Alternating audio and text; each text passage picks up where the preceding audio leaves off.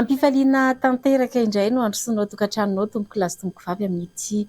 talata alina ity fotoana ifanomezantsika anaranao ny fandarana sahila zao. Mazava loatra fa ny tenako Lily Rafaralahy sy ny namana Clémence Ranirina izay samy candidat mpanolontsaina miray lisitra amin'ny candidat numéro 4 Tojo Ravalomanana no manolotra ity fandarana ity. Miaraba Clémence. Miarabanao namana Lily Rafaralahy,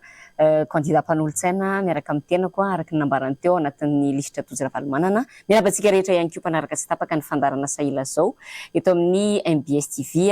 eo amin'ny MBS Radio 95.4 ary indrindra isika izay manaraka amin'ny alalan'ny tambazotra tserasera. Toy ny mahazatra dia izara telo ny fandarantsika amin'ny ity alina ity namana Lily Rafaralahy. Mazava loatra moa zany ao anatin'izay fa misy ny fotoana andraisantsika vahiny Clémence Ranirina hiaraka amintsika eto hiada izay anisany manam-pahaizana manokana mahakasika ny lalam-pifidianana ary niofana manokana any amin'izany. Tombony be ny ananantsika azy ary indrindra ao anatin'izao vanim-potoana efa akaikaiky ny fifidianana izao dia tena zava-dehibe sy sarobidy ny ahafahana mahazo ny tolo-kevitra avy aminy. Anisany vahiny atao anaty fandarana izy Clémence amin'ity alina ity. Ya, raisitsika vetrany ary ny vahintsika araka ny efa nitenenina namana Lily Rafaralahy teo miarabanao ary ada vahiny indray tao anatin'ny fandarana sahila zao anatin'ny tapany voalohany ity. Ya, dia faly miaraba ny vahoaka izay manaraka ny fandarana ity, faly miaraba ny mpikarakara rehetra ary miaraba nareo roa izay mpanasa mpanentana ity fandarana ity.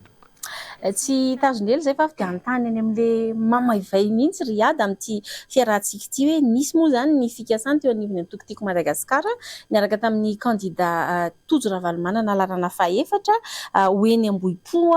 izay efa nazona lalana tamin'ny fokotany tsara homariana mihitsy zay nazona lalana teny anivony distrika ny préfet nefa rehefa avy eo tampotampoka eo dia lazaina zany fa dia hoe ny volomboasary indray no nahazo lalana anao an'izany zavatra izany dia tena tsy fantatro hoe eto very izy mianadahy zany mipetraka mihitsy ilay anazy ny tanàna izay tiany atao ny atao inona ny tena mahatonga azy ireo hanao fihetsika toy ireny hiada. Ya, tsy magaga zany satria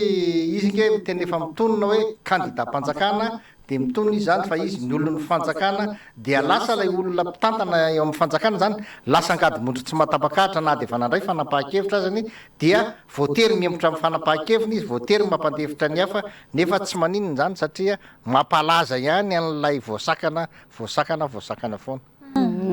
Ny vaovao malaza ihany koa akoatra ny resaka mitininy itsipihana kely aloha namana Lily Rafaralahy fa misy mantsy tamintsika ponina eny ambom-ponina noratra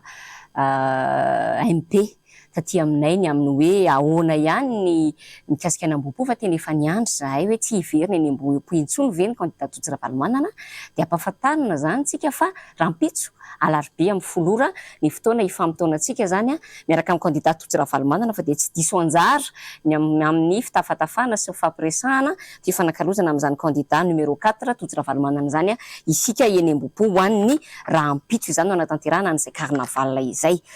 Isan'ny vaovao malaza ho eo teo namana Lily Rafaralahy dia ny resaka ordonnance vaovao nalaza ny faraparany herinandro teo ny amin'ny hoe nitariny teo anivon'ny CENI ho amin'ny fahaefatra ny volana desambra zany hoe ho amin'ny rapitso larobia indray ny fahafahana zany mandray an'ireo olona mbola tsy tafiditra ao anaty lisam-pifidianana ka ahafahana manome an'zareo ordonnance hidirany ao anatin' izany lisam-pifidianana izany fivadirana amin'ny teny nomena tsy fanarahan-dalàna menimenina ny avy aty amin'ny antokotiko Madagasikara izay antokony tena fanoherana manoloana an'izany ary maro no miahiahy namana hiada ny amin'ny mety isin'ny resaka alabato kononkonoana ao ambadik'izay manahoana amin'ny fahitanao an'izany. Raha eo amin'ny resaka état de droit aloha dia azo lazaina hoe abus de pouvoir zany ilay manisaka foana ilay daty fiafarana ilay fandraisana ny anarana izay hosoratana zany avy amin'ny alalan'ny ordonnance. Rehefa nandray fanapahan-kevitra ray ianao amina fiam-potoana anankiray tokony hisy antony mazava vao afaka hitarina io ary fantatra tsara fa raha vao mihoatra ny volana desambra ary vao mandray ny volana desambra zany dia efa karazana ohatrany eo tafiditra ao anatin'ny ralina dia tena tsy mety zany ilay fanitarana fa misy antony lehibe izy matoa manao an'io satria azadiny fa tamin'ny herinandro iny zany dia nisy indray ny fandraisana an'ireo olona amin'ny anarany karta tao amin'ny TGV zany hoe niraisina le olona hoe raisina misoratra anarana dia mahazo an'le karta misy QR code iny zany dia mandeha ny tsao rehefa avy eo ao anatin'le izy hoe ianareo izay manana an'le karta io indray rehefa mifidy ony de efa mandeha par informatisé le amin'ny bulletin de manjary fantatry nareo raha tsy mifidy an'le izy lasa misy fampiororona an'le mpifidy ohatrany de za zany eto mampafantatra ny vahoaka fa tsy misy an'zany fa tena rehefa mifidy anareo tsisy an'zany hoe informatisé io de fantatry nareo fa tsy nifidy azy na ahoana naona fa raiso le vola tonga ny fifidianana mifidiany anareo am'izay sitraponareo fa tsisy an'zany tsisy an'zany fanaraha-maso ary elektrônika na ara informatika zany amin'ny fifidianana io fa aza miororo ianareo amin'io resaka io lay fantarana ny ordonnance io de efa tsy ara-dalàna satria na lay ordonnance alainy eto amitsika eto ange tsy mifanaraka amin'ny lalàna ho satria lay antony hahazahoana ny lay zo hahazo an'lay ordonnance de tsy mihitsy afa-tsy ny fanana n'lay olona na karaha-pifidianana efa tsy voasoratra anaty le fifidianana izy na ilay fisy nanaovana recensement tamin'ny andro nanaovana ny recensement ny électoral iny de mahazo an'iny izy nefany tsy voasoratra atao anaty liste zay ny tena plein droit izy zany mba mahazo an'le izy fa io zany raha io fanteny fiamorana io de za miteny tena ahazo antoka fa isy ny fifidianana olona amin'ny alalan'ny ordonnance amin'ny fifidianana eo satria raha le 4 zany ny olona ny mahazo ordonnance tsy ho tafiditra tsony izy eo anaty liste mpifidianana nefany izy efa manana an'iny satria marobe eo zany le faritra tsisy fitsarana manakaiky azy fa somary lavitra mety ho 3 andro izy efatrandro vao tafaverina any amin'ny toerana misy azy dia manjary zany antony etiny ilazana hoe satria tsy voasoratry ny senitsony zay nefa nahazo ordonnance sy ny karazany de iny zany irodorodo be izy andeha hifidy amin'ny alalan'ny ordonnance azo antoka ny isiny zany amin'ity fifidianany ty eo indrindra mantsy ada no tiako resahana hoe mitohy foana ilay fanabadona ny olom-pirenena malagasy zay fotoana tokana ahafahany maneho ny heviny sy misafidy zay olona tiany ho be ny tanànany amin'ny toerana misy azy tsirairay avy de zao zany zavatra mitranga ahitsika nisy ny osoka ao anatiny zao fanitarana ny daty ahafahana maka ny ordonnance izao ary eto moa zany de tsindriko kely ty ada hoe resako aminareo mianada hoe raha ny tokony ho izy ary nazavaintsika tato anaty fandarana zay vao nanomboka ny verina sa ilaso zao hoe ilay antokony olona nylazay ny ada teo ny tokony manana zo aka n'lay ordonnance sy apiditra ny anarany any anaty lisitra raha toy nisy an'izay fa ny zava-misy am'izao fotoana zao de zao mandeha maka daholo ny BDB ny fanangonana karapanondro any anelakelan-trano ary any anarana porofo reny zavatra rehetra ireny inona ny zava-misy raha ny tokony ho izy zay tsara ho fantatsika ny atokantrano zany de lay olo-tsotra zany zay te hisoratra anarana ao anaty lisitra no mandeha makeny amin'ny fokotany sy any amin'ny senia maka n'ilay tenentsika foana le attestation de non inscription ao anaty liste électorale ao aorian'izay izy de mangataka n'ilay ordonnance any amin'ny fitsarana ary izy no miverina ny amin'ny senia mitondra an'izay anaran'izay tsy zay ny zava-misy ry izy mianada fa tsy piako mazava eto zany fa any amin'ny faritra maro indrindra ny eto Antananarivo de misy antoko politika anankiray afy de mandeha mikarakara dossier an'olona amanjatony tsy vita an'izay fa io olona io ihany koa no mandeha makany amin'ny fitsarana maka ordonnance an'olona amanjatony ary miverina indray ny anivon'ny senia mampiditra ny anaran'olona amanjatony ao anaty lisitra ahoana ny tena hoe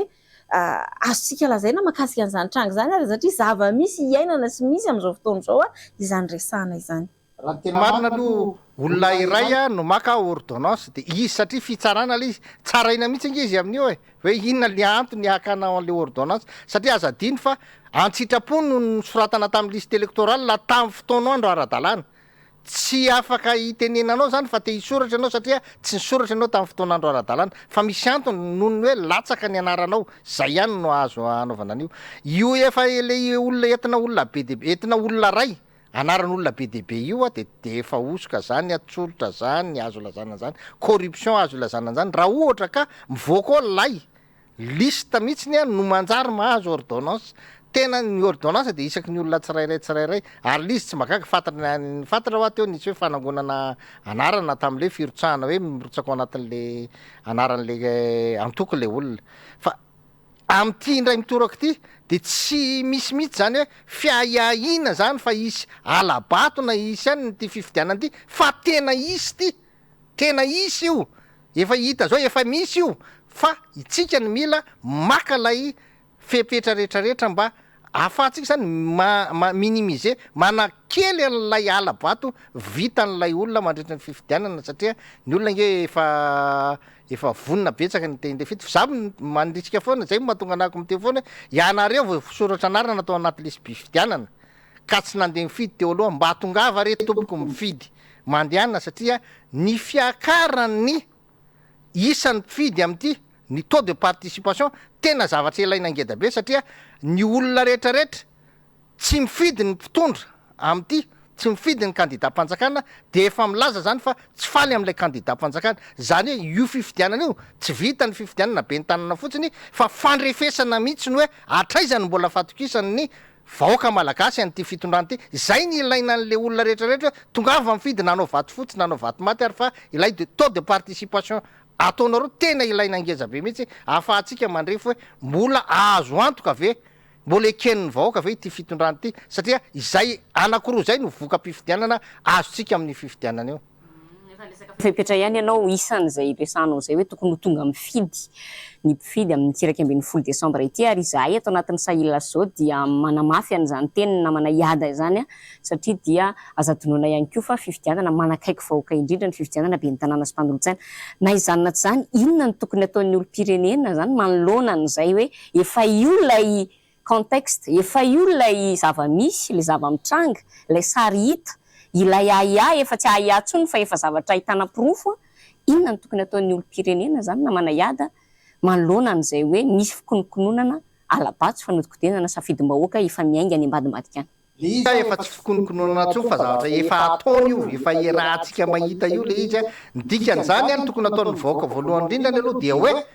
tokony zany ny olona tsy rehetrarehetra mijery an'ireo hoe izy areo olona maka an'le ordonnance reo amin'ny fomba rehetra olona aveto tanàna ve reo olona reo tena olona aveto ve reo satria io nge mety hoe omen'ny lelehibe ny fokotany vaovao certificat de résidence fotsiny izy ahafahany manao an'ilay izy fa izay zavatra zay tena ijerena fa amin'ny androm-pifidianana tena ilaina mihitsy le fahatongavany vahoaka mifidy sy fanaraha-maso ary tsy tena hoe manao rodobe fa mba mifampizarazara de mandeha manao zay tsy habangan'ny olona amin'ny fifidianana eo amin'ny bureau de vote eo fa amin'iny zany tena hita mihitsy le olona le hoe itony olona tony olona mpandalo de hita eo olona mpandalo ety fa tsy olona mipetraka eto amin'ity tanàna ty reny manko zao ny tena betsaka ho voasoratra anarana amin'ty resaka ordonnance ty de izay zavatra zay zany anisan'ny tena fijerevan'ny olona fa io koa mbola be dehibe le tsy maintsy hojerevantsika le izy hoe mampalahelo fa de ny fokotany tena manana fahefana be loatra amin'ny fifidianana de lasa ilay fijerena n'ilay kara-panontsy ilay kara-pifidianana io kara-panontsy kara-pifidianana naorony io zany io tena olana be mahitsy io ary tsy maintsy hojerentsika akaiky amin'ny androm-pifidianana ao anatin'izay moa hoe tena miteraka iabe zany zao fomba fanao zay mitranga am'izao fotoana zao tiako marihana fotsiny hoe nitarina hatramin'ny 4 Desambra zany hatramin'ny rahampitso zany io lay fangalana ordonnance io zany hoe manomboka ny 10 Desambra zany izy mianada zay vao hanomboka andeha ny fanontana ve ny lisitry ny mpifidy fanontana ny karatry ny mpifidy zany zany ny fanontaniana mipetraka ary ny fandaniana de hoe hotratra ve zany impression zany fanontana zany mandreva tonga ndraiky amin'ny 10 Desambra tsara ho marihana ihany koa fa raha ny voafaritry ny lalàna andiny 520 ao amin'ny lalàna fehizoro 20 sy 4 ohatraohatra valo izy mianada de zao manana 20 andro ny mpifidy tsirairay avy handeha hanamarina ny anarany any anaty lisitra mialohan'ny ivoan'ilay atao hoe lista definitive zany de zany rehetrarehetra zany tsy misy voahaja entina manapirofo an'ilay hoe tena alabato ty fa tsy ahiatsony misy ny alabato inona fepetra tokony ho raisina nantanitsika ny ada teo fa ny azany hoe concrètement raha zay no mitranga iady ho tonga ny fotoanan'ny fifidianana de hoy zany zareo nivonsenio ko satria tsy tratra ny fanontanany lisitra vaovao ko satria fahavaratra ny andro ka tsy tody ary amin'ny anina sy anina reto zavatra natao reto de andao ara fa omena lalana zay manana ordonnance rehetrarehetra io zany le amanjatonjato ny resantsika teo andeha hifidy zany hoe tsy misy traçabilité ahafahana manaraka zany hoe tena olona avy ato amin'ny fokotany misy anao ve reto miray lisitra aminao reto ino mantsy tiako marihana kely la nitenen'ny secrétaire général Rina Andriamasinoro omaly hoe ranomarina aza raha misy ny fampidiran'ireo de raha tokony hanaovana an'ireo fa tsy hoe miditra ao anatin'ilay ralina efa ndraisantsika lay fanavaozana isan-taona ny lisitry ny mpifidy satria manjary mifangaro votaka ao ka tsy hitanao hoe taizany nampidirana an'ilay olona mety tsy avy ao amin'ny fokotany misy anao akory fa raha ty amin'ilay razomantsy izy de afaka jerena tsara reto olona reto hoe moniny ety aminay marina manoloana ny zavatra ohatr'izany inona le tena mila atao iady alana aloha ny principe de droit tsy maintsy ao anatin'le hoe lista tovana izy fa tsy tafiditra ny anaty lista satria mbola tsy nisy fanavoazana liste électorale leo tsy any fa ny tena loza mety hitranga amin'io de zao zavatra zao satria ianao zany a tsy manana n'lay fotoana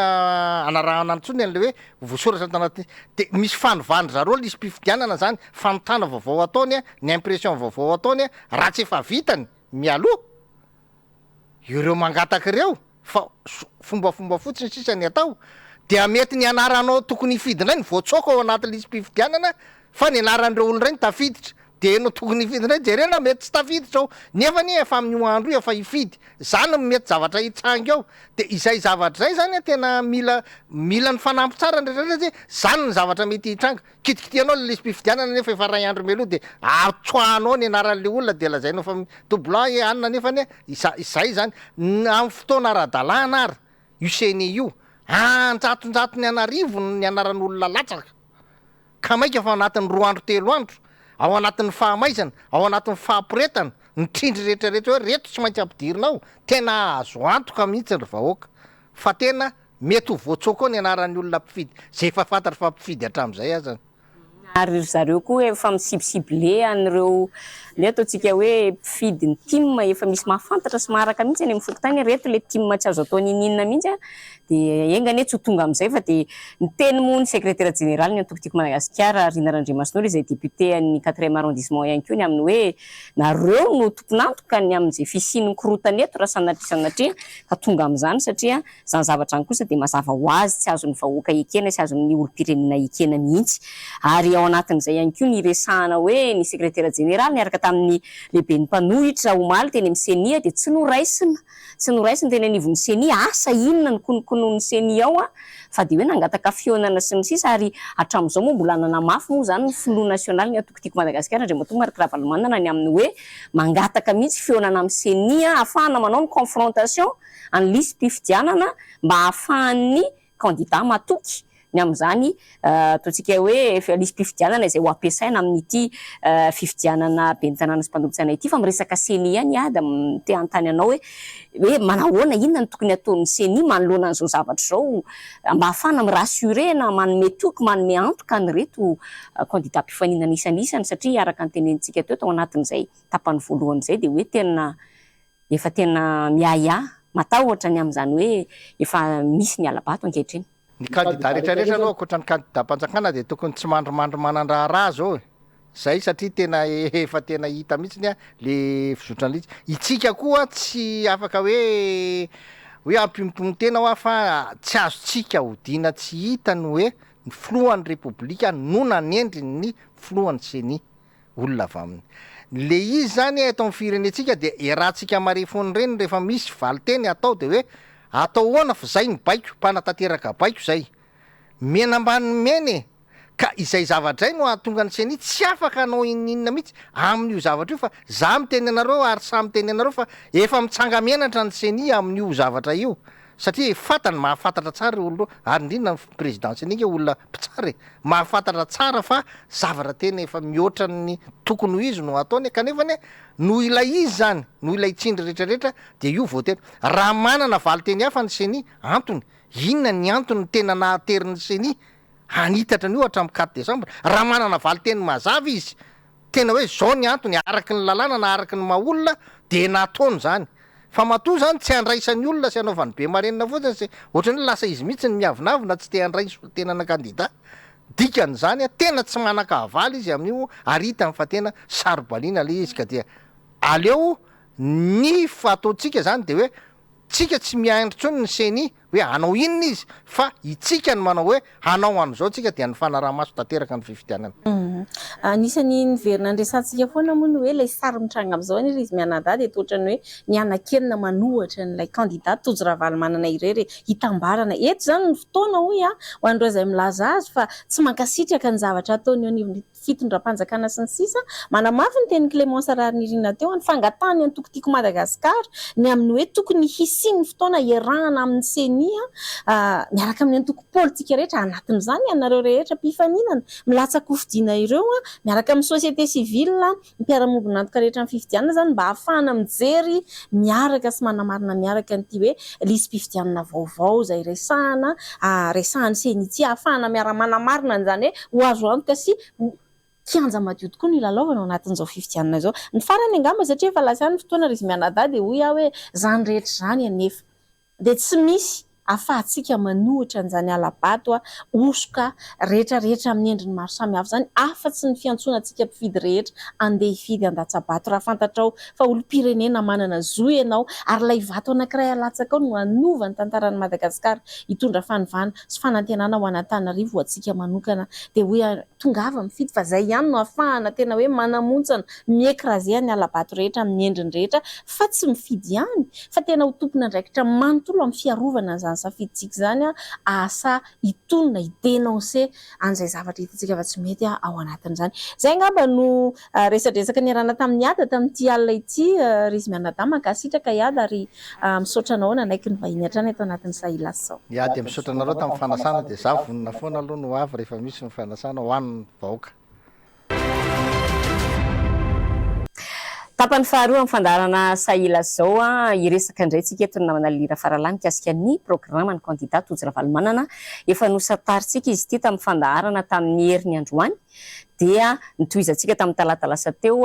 tamin'ny zoma lasa teo dia androany indray dia mbola ho tohizantsika ihany satria maromaro ireo teboka mila resahana ao anatin'izany programana ny candidat Tojo Ravalomanana izany izay anamafisana etona ary tsy sasatra izay no miteny an'izay hoe mandainga ireo milaza fa tsy manana programana ny candidat Tojo Ravalomanana ka isan'ny antony tsy tia niatrehana ady hevitra izany rehetrarehetra izany fa tsika rehetra dia samy miara manaiky aminay sy ny namana Lira Faralany amin'ny hoe maheno isika ao amin'ny onjam-peo mahita isika eto amin'ny MPS TV ny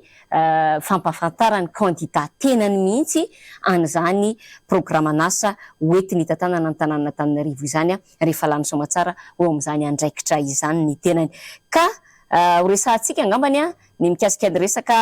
fanabeazana namana Lira Faralany fa mialohan'izay aloha resahana kely ihany tsika izay mitondra le fitarenana hoe tsy dia maharaka ny MBS tsy dia mahita ny MBS maro tapatapaka mikasosoka io fa andalam-panamboarana sy mpanarenana amin'izany ny ekipa teknika amin'izao fotoana izao ka efa tokony hiverina amin'ny lohan'ny tsy ela izany lafiny ara-teknika izany. Resaka fanabeazana hoy aho teo dia ny fanatsarana sy fampitaovana ny OPP namana Lira Faralany. Vao miresaka an'izany sika dia mahatsiaro ny fehim-potoana nitondran'ny président Marc Ravalomanana Clémence Rarinirina tsaroako tsara eraky Madagasikara miainga hatrany amin'ny farany atsimoka hatrany amin'ny farany avaratra tsy nisy izay tsy nahitana n'ilay tablier kely maitsomaitso ny raisan'ny mpianatra rehetrarehetra. Izany zany dia anisany ao anatin'ny tetikasany ity be ny tanàna Antananarivo rampitso ity dia ny famerenana sy fanomezana fitaovam-pianarana sy ny aron'akanjo hitovizany rehetrarehetra tsy misy ankanavaka ho an'ny mpianatra rehetra eny anivon'ireny ambaratonga fototra ireny Clémence Rarinirina. Ya, ao anatin'izay ihany koa le hoe apetraka ny cantine scolaire ary ho amafisina. Fantatritsika tsara ho antsika ray aman-dren'ny mpianatra izay mampianatra ny zanatsika ny anivon'ireny sekoly fanabeazana fototra ireny fa tena sahirana ny zanatsika ary tsika raha teo koa moa no ray aman-dreny sahirana amin'ny fitadiavana sy ny sisa. Indraindray ny zanatsika mandeha mianatra kibonona no entina mandeha miatrika ny fianarana dia ao anatin'ny tetikasany candidat Tojo Ravalomanana larina faha-efatra ny fametrahana sy fanamafisana an'ireo cantine scolaire satria tokoa efa misy ministera manao an'izany miandraikitra an'izany fa ny ataon'ny commune zany rehefa tonga eo amin'ny toerana ny candidat Tojo Ravalomanana dia hanamafy an'izay hoe fanomezana cantine scolaire na ny sakafo ho an'ny mpianatra eny anivon'ny OPP izay. Anisan'ny tena lesoka be amin'izao fotoana izao koa Clémence Rarinirina dia ilay lentan'ny fampianarana na ilay ataoko hoe le niveau mihitsy ny mpianatra indraindray aza misy an'ireny eny amin'ny ambaratonga ambony ireny manao fitsarana an'ilay fifaninanana hiditra any anatin'ireny seha-mpianarana ambaratonga ambony samihafa ireny dia tena miaiky ny fidina n'ilay taham-pahaizan'ny mpianatra mihitsy. Izany anefa dia miainga aty amin'ny fanabeazana fototra araka ny resantsika teo ka io zany dia anisan'ny tetikasa anisan'ny mahafinaritra entin'ity be ny tanàna Tojo Tojo-Ravalomanana ity dia ny hoe fanatsarana sy fampiofanana omena ireo mpampianatra mba ahafahany manome an'ilay fampianarana sahaza sy tandrify ananany zaza malagasy mandalo any amin'ny sekoly fanabeazana fototra ny fahaizana ilaina ao aorian'ny fivoahana amin'izany EPP izany Clémence Rarinirina. Teboka manaraka dia ny fanatsarana ny fototra-fitrasan'ny sekoly. Tafiditra ao anatin'izany ny trano-tsekoly indraindray koa nefa ny sekoly mety hoe tsy voatery no ny trano-tsekoly no angatahana fanarenana sy fanavoazana fa indraindray mety hoe any amin'ny resaka toeram-pivoahan'ny sekoly. Izany rehetrarehetra izany tontolo iainana any anatin'ny sekoly ka tafiditra ao anatin'ny tetikasan'ny candidat Tojo-Ravalomanana izany izay hoe raha misy ny trano-tsekoly mila fanarenana, fanamboarana, fanavoazana dia eo zany ny candidat hanome tanana ao anatin'izay amin'ny makabe ny tanana anazy rehefa tonga ny fotoana mahabe ny tanana anazy ary eo ihany koa ny hoe rehefa misy ny zavatra tiantsika eny anivon'ny sekoly EPP ny resantsika eto hoe zavatra tokony hatsaraina mba ahafahan'ny mpianatritsika zany miaina anatin'ny tontolo mahafinaritra sy mivelatra ao anatin'ny tontolo mahafinaritra ao anatin'izany sehatry ny fanabeazana zany dia ao anatin'ny programan'ny candidat Tojo-Ravalomanana alarana faha-efatra izay hoe fanatsarana ny fototra-fitrasan'ny sekoly izay. Miresaka amin'izay ianao Clémence Rarinirina dia tsaroako ihany ny fotoana nangalan'ny mpianatra ny fanadinana baccalauréat izay raha vao tapaka ny jiro dia labozia teny anivony ireny ivo-toeram-pianarana maro samihafa ireny izany hoe ilay zavatra rehetra mety filana fototra ahafahan'ny mpianatra mahavita tsara ny fianarana izany dia antenaina fa ho voajery atao anatin'ity programana asa ny candidat Tojo-Ravalomanana amin'ny fanatsarana fototra-fitrasa sy ny trano-tsekoly samihafa ity fa amaranako ny lafin'ny fampianarana Clémence efa tsy azontsika ialana intsony moa ny tontolon'ny numerika amin'izao fotoana izao ary anisan'ny programana asa ny candidatsika ny hikaroka mpamatsy vola ahafahana mampiditra an'izay tontolo numerika eny anivon'ny EPP izay fa ankoatra ny fanabeazana sao dia resantsika koa ny fahasalamana Clémence. Ya,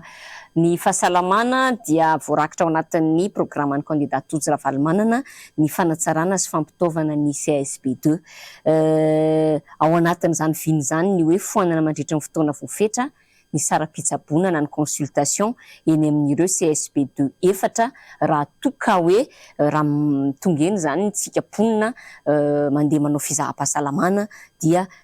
misy ihany ny sara-pitsaboana izay alohantsika dia izay zany aloha isan'ny fanapa-kevitra ny raisin'ny candidat hoe ho foanana mandritra ny fotoana voafetra aloha zany izay sara-pitsaboana eny amin'ireo CSP2 efatra eto amin'ny tanàna Antananarivo izay. Lafin'ny fahasalamana ihany amin'izao fotoana izao moa Clémence tsy misy afa-tsy ny CSP2 namontana irery ihany no afaka mandray ilay atao hoe fampidirana hôpitaly na ny hospitalisation ao anatin'ny programana asan'ny candidatsika araka izany ny hanampiana ny isan'ireo CSP2 afaka mandray an'izany hospitalisation izany mampitomboina mazava loatra ny isan'ny CSP2 eto Antananarivo renivohitra resantsika teo mbola efatra izy amin'izao fotoana izao fa dia hampitombo ny isan'izany ny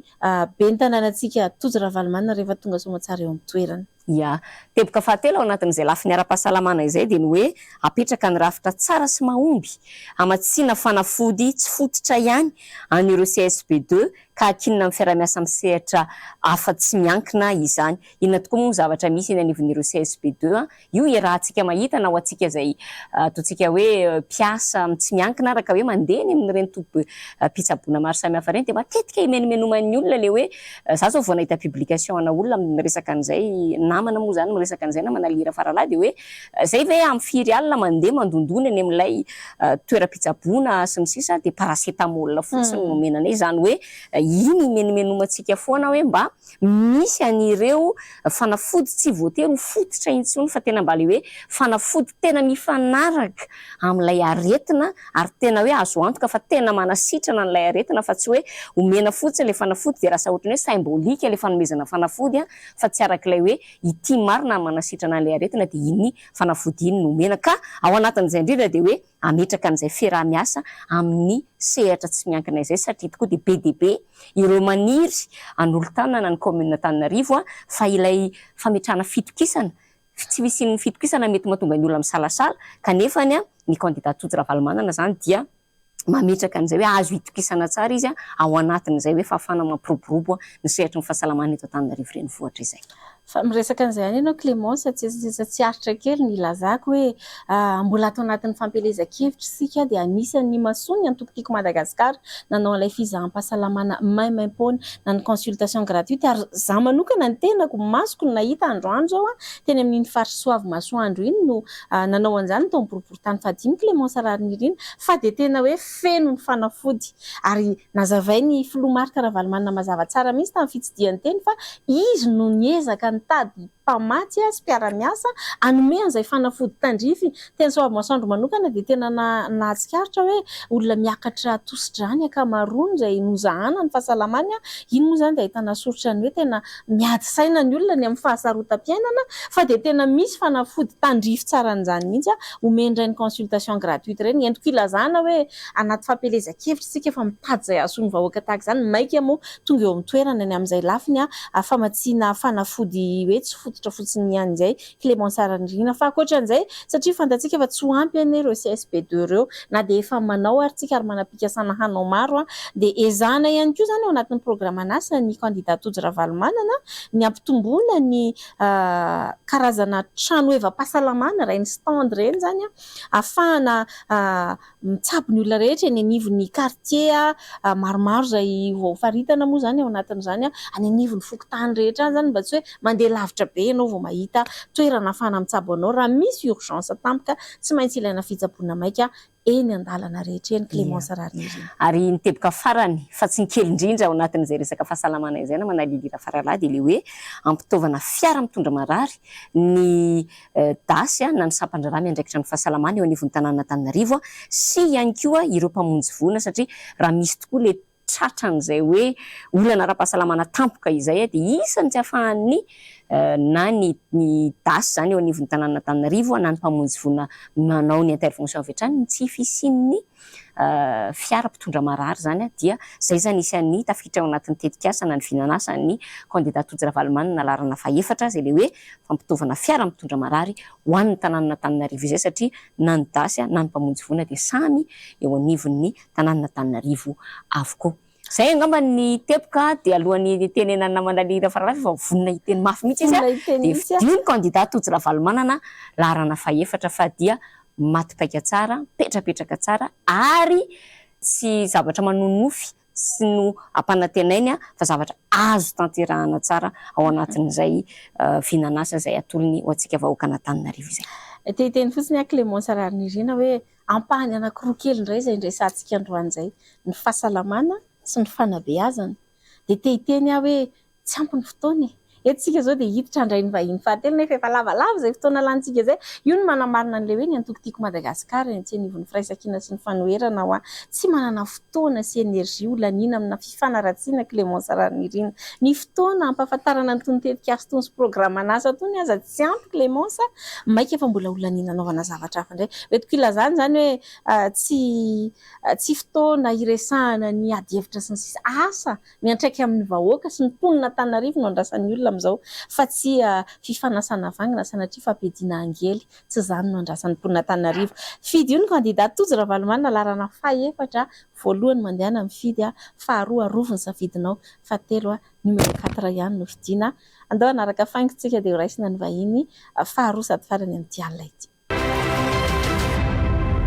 Mirabanao Madame Zo mivahiny ato anatin'ny fandarana Sahila zao amin'ny alina ity. Finaritra dia faly miravantsika rehetra ianareo miravavy ary indrindrindra ny vehivavy rehetra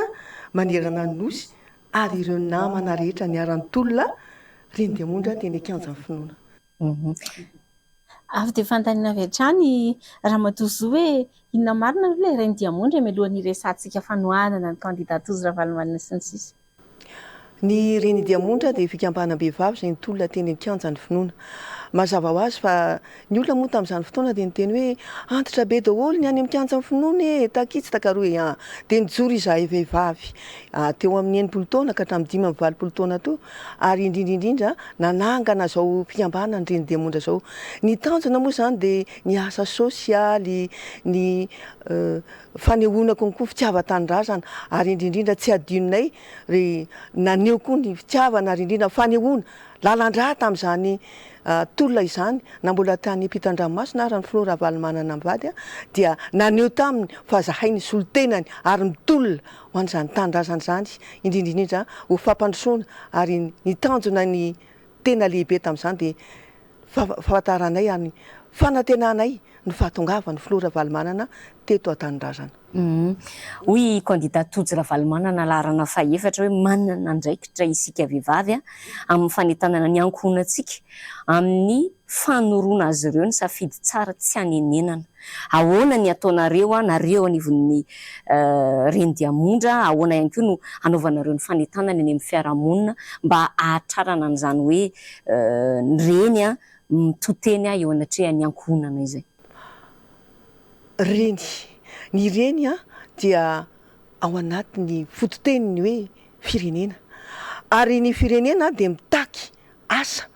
indrindrindra na ao anatin'ny tokantrano na eny amin'ny fiarahamonina. Ao anatin'ny tokantrano moa zany ianao dia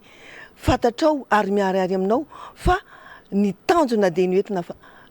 fanehoana ny fankatiavana ary firaisan-kina ao anatin'izany tokantrano zany. Toy izany koa ny tolona teny Kianja izay nanamariana anay fa nalavitra anay ary ny Flora Valomanana dia nanehoanay koa hoe isika dia tia tanindrazana ka hanehoantsika an'izany dia andao irahintsika anazahoana konkoa ny ino moa zany fahazahoana ny fanatanterahana ny tolona amin'ny faniritsika amin'ny fahatongavany fitakitsika ny Flora Valomanana tamin'izany fotoana izany dia ijoroanay konkoa hoe ao anatin'ny ara-panahy ary ara-tsosialy ny tena tanjona nazahoanay ny joro teny amin'ny Kianja ary tao anatin'ny tokantrano dia toraka izany koa ao anatin'ny tokantrano sy manerana ny fiarahamonina. Anisan'ny voaresaka teo antony ny foronanareo tamin'izany ny fiandrandrana ny fiverenan'ny Filoha Marc Ravalomanana tany Ampitan-dranomasina. Ankehitriny efeto izy ary indrindra tena goavana be satria dia zanany naterany Tojo Ravalomanana mihitsy no candidat ho ben'ny tanàna eto Antananarivo renivohitra. Te antany hoe izay hafanamponareo izay, izay fahavitriana izay mbola mipetraka avy amin'izao fotoana izao satria candidat Tojo Ravalomanana ary manahoana izay endrika fanohananareo izay indrindra singaniko kely hoe efa mikonokonna alabato ny resana tany an-tapany voalohany amin'ny fandaharana teo ny eo anivon'ny fitondram-panjakana. Inona no azonareo vehivavy Rendiamondra ho atao ho fanentanana manoloana an'izany zavatra rehetra izany amin'izay fampandaniana ny Tojo Ravalomanana izay tsy hafa fa zanaky ny Filoha Marc Ravalomanana izay. Tompoko. Ny Rendiamondra moa dia olona efa nahazoazo taona ihany izay kosa nefany tsy hanaiky lembenana fa raha tena sitraponay dia hiaritra hatramin'ny farany izay ary raha ny tena fanidrinay ara dia hatrany amin'ny fanaterana ny valopy misy ny voka-pifidianana mihitsy nanatanterahana izay ary manentana izahay ireo tanora manentana kokoa izay olona tsara sitrapo azahoana konkoa miara-miasa hoentina natanterahana izay zavatra izany ary efa eto moa ny Flora Valomanana dia mbola reo izahay konkoa tsy matao mena maso mihitsy izay fa mbola reo izay manaraka foana amin'izay toerana isiny ny candidat Tojo Ravalomanana satria maneho izay ny antom-pisinay mbola reo izahay ary mbola vonona anatanteraka izay rehetra fikasana ary indrindrindrindra mbola anohana azy hatramin'ny farany satria izay nefa nikelezana ihany teny amin'ny Kianja finoana. Hiditra amin'ny fanentanana isika famelohan'izay aloha tiako tsipihana mihitsy izay tenenin'ny Madame Zo zay hoe tena nidina teny amin'ny 6e arrondissement zao zay ao anatin'ny komity moa zany ao anatin'ny ireo mpanohana sy mpiaradia amin'ny candidat Tojo Ravalomanana dia misy tokoa zany tsy haiko reny raha ao anatin'ny Rendiamondra ihany koa fa misy efa tena hoe nahazo taona fa tena miara-metana ary tsy miala mihitsy na dia tenenina aza hoe aleo ianao mijanona amin'izay mandeha makany amin'ny QG fa sao dia tsy vitanao tsony le ditongotra fa tena tsy miala mihitsy ary tsy manaiky fa misy koa moa zany le maneso eny an-dalana miteny hoe nareo efa nahazo taona mantsy le mpiara-mitolona sy mpiaradia dia ny amalinana azy dia tsotra hoe efa aleo ny ray aman-dreny hijoro rehefa tsy hanao ninina koa isika tanora satria firenena no resahany eto ary ho avin'ny taranaka ihany koa no banjina ao anatiny izao fiatrehana fifidianana izao ka omeko minitra vitsy ianao hitondrana ny fanentanana ny olona amin'ny fifidianana ny candidat laharana fahaefatra Tojo Ravalomanana sy ireo mpanolotsaina izay ray lisitra aminazy Madame Zo. Hoentiko amarana anazy angambany dia misy kely poésie kely nataoko ty dia hoentiko anentanana koa ireo vehivavy namako tsy ny lehilahy ihany no manao politika fa isika vehivavy koa tompoko dia ilaina manao politika ary tena ilaina isika manao politika ho famaranana angamba dia indro misy tononkalo kely hoentiko antsika rehetrarehetra Audrey Analamangako ry arivoko tsy foko indro izao ijoro ho fanovana sy fanantanana ka ny tanjona dia tojo amirapiratra somendrika ho reny vohim-pahasambarana ka arotsainy vato ho voninahitra ao ry arivo satria izahay samy manana antojo ravaly manana makasitraka tompoko mankasitraka Ramatozo misy teny frantsay zay indramo kely mino les yeux dia hoe avec l'âge vient la sagesse.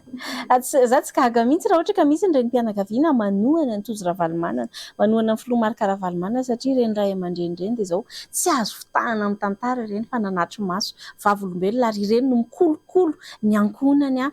mampita an'izay fanahy ny fitiavan-tanindrazana ao amin'ny taranany izay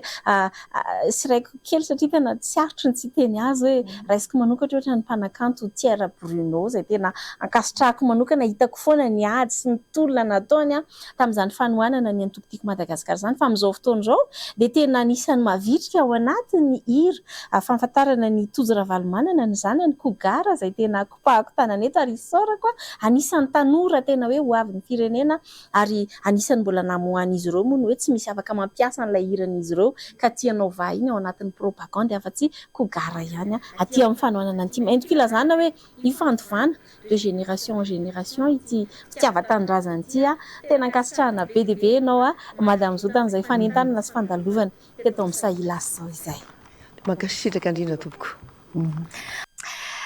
maranantsika ny fandarana angamba ny amin'ity alina ity na manalidira faralahy dia tsara ihany ny manantitrantitra sy mampafantatra atsika mpifidy atsika olom-pirenena izay hanatanteraka ny adidy ary apresiana hanatanteraka ny adidy amin'ny 12 Desambra fa toy ny fifidianana efa nisy teo aloha dia bulletin unique na bulletin tokana no ampiasaina any amin'ny fifidianana ka misy ny laharana ny antoko ny sary ny ireo mpifaninana ao anatin'izany ka eo amin'ny laharana fahaefatra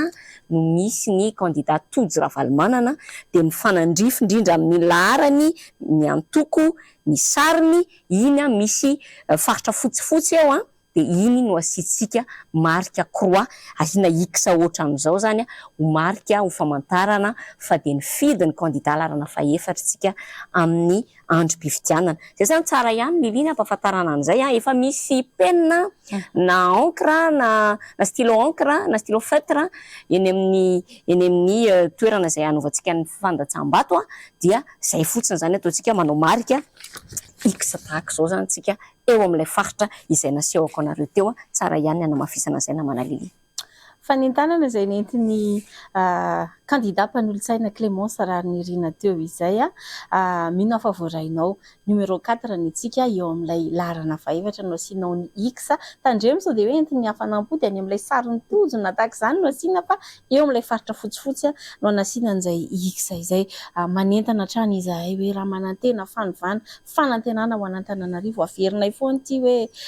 efa betsaka ny zavatra ny ainana sy tsy tratry ny aina intsony misy eto Madagasikara misy eto Antananarivo amin'izao fotoana izao tsy misy afa-tsy ny fanovana ihany no hitondra fanantenana ho antsika fotoana izao tsy hitaraina andava intsony fa fotoana izao andraisana andraikitra fotoana izao anehoanao ny maha olom-pirenena manana zo feno anao dia ny fandehananao mandatsaka ny safidinao amin'ny alalana sabato amin'ny 12 Desambra numéro 4 tojo ravalimanana dia izao hoe raha hatramin'izay ianao ny eritreritra hoe leo politika tsy te hifidy tsy hisy inona dia sahako miteny aminao hoe ny fanapahan-kevitra ao hifidy ny candidat fahaefatra tojo ravalimanana dia tena ahafahanao ahatsapa fiatraika ny mivantana ny amin'ny fiainanao mihitsy satria dia hijery ny antsipirihan'ny fiainana isaky ny ambaratonga sosialy rehetrarehetra izany candidat tojo ravalimanana laharana fahaefatra izany Clémence Rarinirina. Izay koa angamba netiko mamarana ny fandaharana amin'ity alina ity ho hitantsika eo ihany ny tohany ranomarina azomasika no tokony mihaona farany eto satria ny amin'ny herin'ny anio moa zany dia efa ao anatin'ilay atao hoe silence électoral izany hoe tsy tokony hisy fandarana intsony fa hoeninareo miandalana eo ihany ny fandaminana fa ny amin'ny zoma aloha dia azo antoka fa mbola miaraka eto sika Clémence Rarinirina. Dia mametraka mandram-peo anary ho amin'ny zoma indray veloma tompoko.